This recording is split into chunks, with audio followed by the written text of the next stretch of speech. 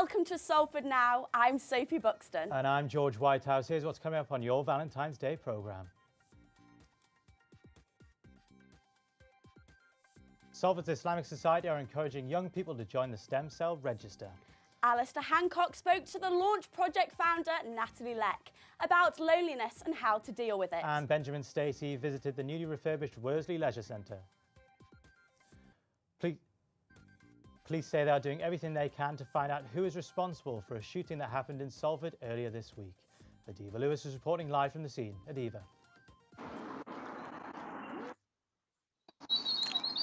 In the past 48 hours, here on Duchy Street, there's been reports of 2 incidents. At 7:30 on Tuesday evening, a 27-year-old male was treated at a local hospital for gunshot injuries. There was also an abandoned, burnt-out vehicle that was found at a local park. Both the incidents are being treated as connected. Nearby, there was also in Molly Range, there was a shooting.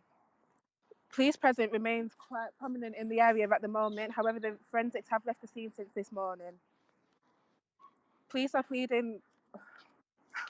Can't do it. The Worsley Leisure Centre has recently undertaken a refurb and now welcomes a newly equipped gym that offers a range of facilities for members. Our correspondent Benjamin Stacey went to the gym to find out more. The Worsley Leisure Centre, which opened in 1937, is the most recent of Salford establishments planned to be reinvigorated in 2019. The centre was granted £1.4 million last year to create a state-of-the-art facility as part of the Salford Council's £35 million scheme to boost health and well-being across the city. Mark Chew, the Director of Leisure for Salford Community Leisure, was more than happy to tell me more. Worsley has always been one of our busiest facilities across the city, so in terms of the flow of customers coming through the building, we felt we needed some bigger spaces. So part of the development, we've added a first floor extension in terms of the fitness suite, and then we've enhanced our offer downstairs in terms of studio spaces, so now we have an additional studio. In terms of the reception area, we've added a stunning new reception area which makes the flow of customers through the building so much better. Within a short period of time since the new gym has opened, many have started a membership or started using the facilities. I spoke with some local members to find out what the gym means to them and what they think of it.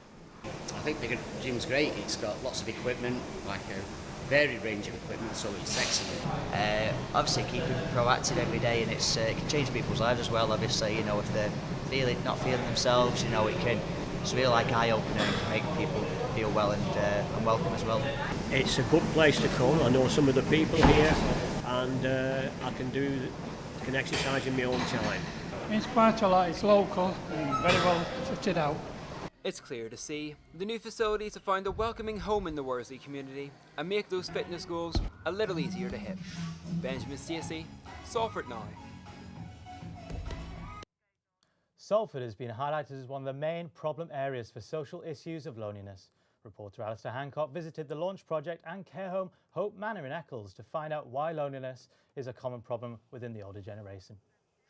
Loneliness, a common social issue throughout the UK, but specifically in Salford. The Launch Project is a local volunteer-based group that aims to reduce social isolation and loneliness. The Launch Project founder, Natalie Leck, spoke about the creation of the organisation.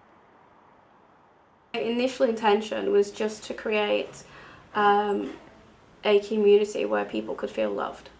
Because with social isolation, you get into that rut where you may feel that you've got nobody that cares about you. So it was just to create a healthy, happier community. So for the younger generations, you could feel lonely because you're constantly on your phone, posting on social media, but might not have anyone to talk to at the end of a phone. Whereas for the older generations, they could feel lonely because they don't feel like they have their family around them, they may have moved away. In 2016 to 2017, 5% of people in England reported feeling lonely. Social isolation and loneliness can cause serious mental health issues. Some groups are more vulnerable than others, including the elderly and the young. This week I visited Hope Manor Care Home in Eccles to explore the issue of loneliness throughout the older generation. Residents that have physical disabilities, some residents with dementia, we provide quality care for them. It's a small home, so you get to know the residents really, really well. I see it's a really friendly home. The staff are very friendly.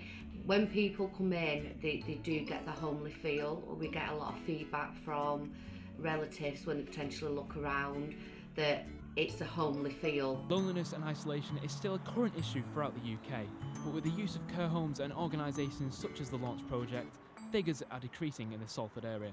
Alistair Hancock, Salford Now. Salford welcomed back Britain's Got Talent last week to host 4 days of auditions at the Lowry Theatre. Hundreds gathered down at the quays in hope that their talent would woo the judges. Keep an eye on ITV in April to see how they got on. The Anthony Nolan scheme came to the University of Salford this week as part of the Believe and Do Good campaign.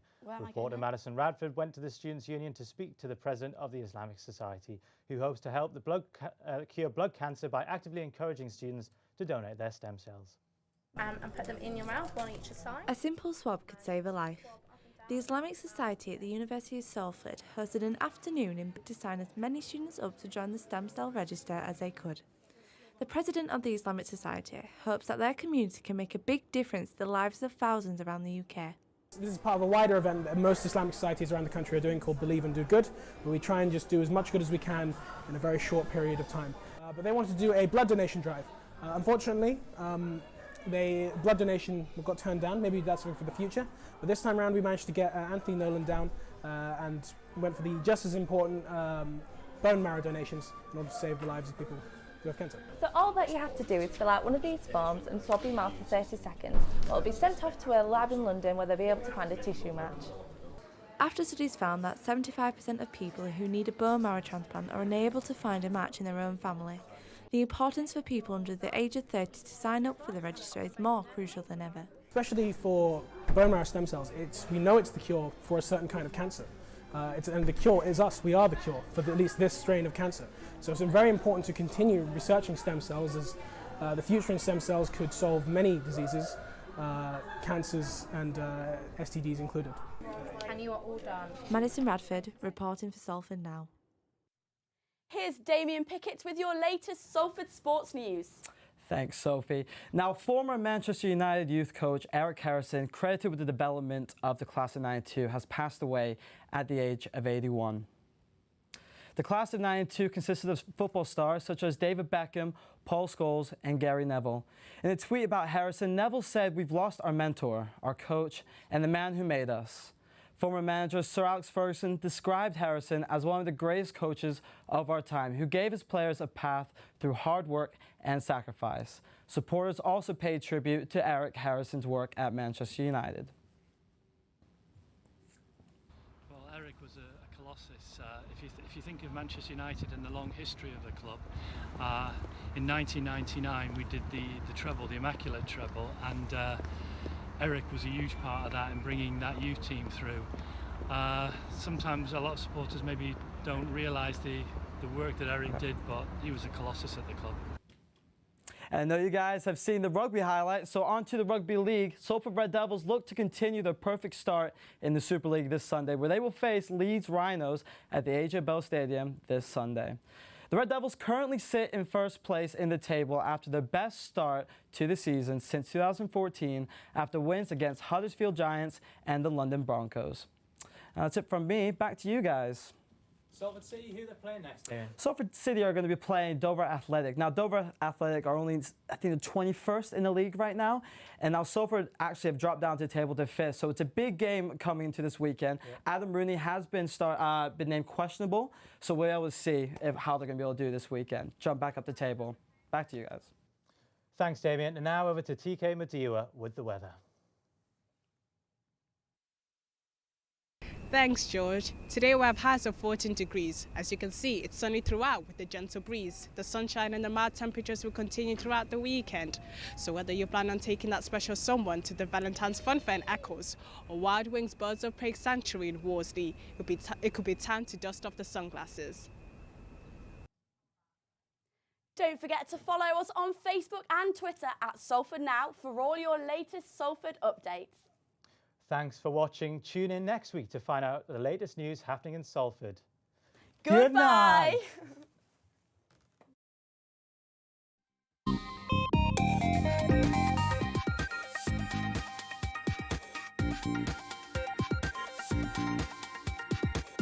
night.